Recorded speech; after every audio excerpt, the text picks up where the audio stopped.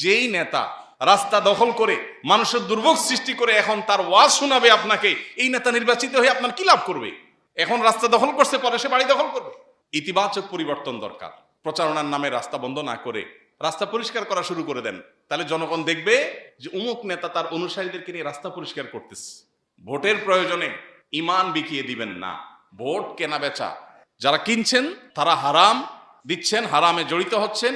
আর যারা মনে করছেন যে না আমি তো চাই নাই, সাইদা দিয়ে গেছে, আমাকে জোর করে দিয়ে গেছে, তারাও হারাম খাচ্ছেন। যতদিন আমরা নিজেদেরকে পরিবর্তন না করব ততদিন আমাদের নেতা, আমাদের শাসকরা পরিবর্তন হবে না। আল্লাহ বলেছেন ইন্নাল্লাহা লা ইউগাইয়িরু মা বিকওমিন হাত্তা ইউগাইয়িরু মা বিআনফুসিহিম।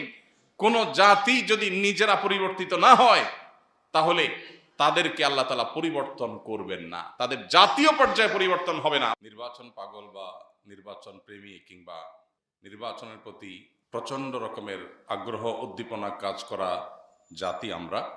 সারা বছর যেহেতু দেশের কোনো পলিসি মেকিংয়ে অন্য কোনো ক্ষেত্রে আমাদের তেমন কোনো রোল প্লে করার সুযোগ থাকে না, বহু বছর পর, বহুদিন পর একবার একটু ভোট দেওয়ার সুযোগ তৈরি হয়, এতেই আমরা অনেক খুশি।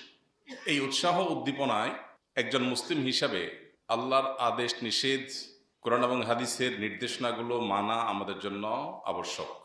কোনো উন্মাদনা, কোনো উৎসাহ, কোনো উদ্দীপনা, কোনো আগ্রহ ইমানদারের আল্লাহর কাছে জবাবদিহিতার জায়গা থেকে বাইরে না। আমাদের প্রত্যেকটি আনন্দ, প্রতিটি বেদনা, প্রতিটি আগ্রহ, প্রতিটি অনাগ্রহ, প্রত্যেকটা বিষয়ের সাথে আল্লাহ রাব্বুল আলামিনের সন্তোষ এবং অসন্তোষের সম্পর্ক জড়িত আছে। এমন মনে করবার কোনো সুযোগ নাই এটা বোধহয় আমার ইমানদারের আল্লাহর গোলামি এবং দাসত্বের যে জীবন সেটার বাইরের জীবন। কি বলেন, এরকম কোন জীবন আছে আমাদের? ইন্না সলাতি ওয়া নুসুকি ওয়া মাহইয়ায়া ওয়া মামাতি লিল্লাহি রাব্বিল আলামিন। আমাদের নামাজ, আমাদের কোরবানি, হজ, আমাদের জীবন, আমাদের মরণ সব কিছু আল্লাহর জন্য উৎসর্গ আমরা করেছি।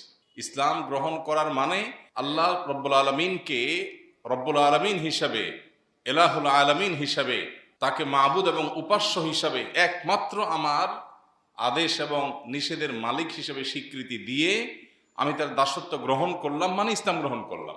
অতএব আমাদের জীবনের এই অংশটা, এই পার্টটা, যেটা এখন আমরা যেটার সাথে জড়িয়ে আছি বা যেটার সাথে আমরা জড়িত আছি, এই পার্টটাকে আমাদের মুসলমানি জীবনের বাইরের কোনো পার্ট বা অংশ মনে করবার কোনো কারণ নাই।